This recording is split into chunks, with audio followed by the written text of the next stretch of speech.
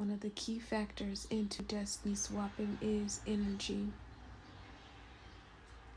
It is a response.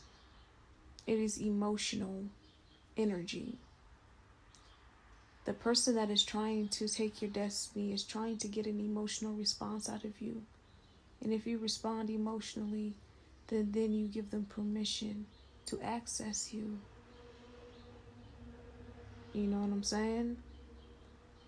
Emotional response and emotional intelligence is so important when it comes to someone who is trying to steal your destiny.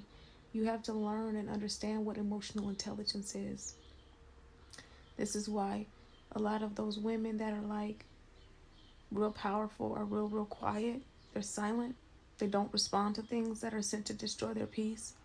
They just observe and they calm down and they just like relax in their body and they allow things to play out, and they always play out in their favor because a response is an agreement to the other person that's giving them access to your energy. And when you give them access to your energy, it's like giving them the key to the front door.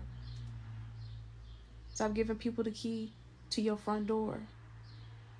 Emotional intelligence is important when it comes to people who are trying to destiny swap with you.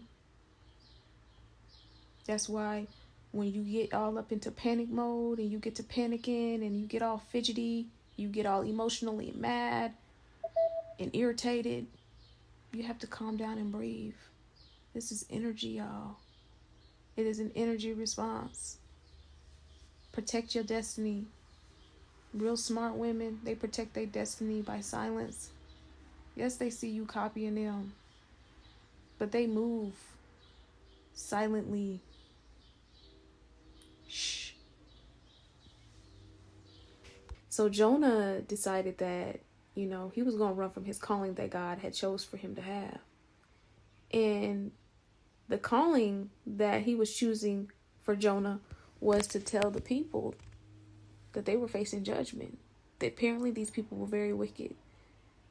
And he wanted Jonah to go and prophesy to these people. And Jonah was like, what? These people are evil. Like, no. Like, not only does it come with, rejection, but it comes with, of course, spiritual warfare. And Jonah was just like, I'm out. And God was like, okay. So he has Jonah swallowed by a whale for 3 days and 3 nights. And this story is so relatable in so many different ways, because there's people out here, including myself, that are being called to do certain things that we definitely didn't ask for. Of course, we love God. Of course, we want to share God's love and, his story, right? But when you are on the front line and God's like, I need you to go tell these people over here that they being wicked. Like, especially when you wasn't the type of people that mind your business, you don't even really be in people's faces for real. Like, what? And if you don't do it, this is going to be the consequences of your actions.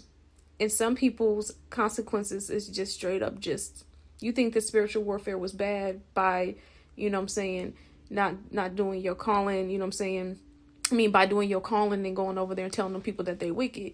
Wait until you see what God's judgment is. So you got to choose between God's judgment or man's judgment. And God is a creator of man, so you do the math. And this is why people be crying, talking about, you think I really want to be doing this? I don't really want to be doing this. Because God ain't having it. Either you gonna do it, okay, or you not. Okay.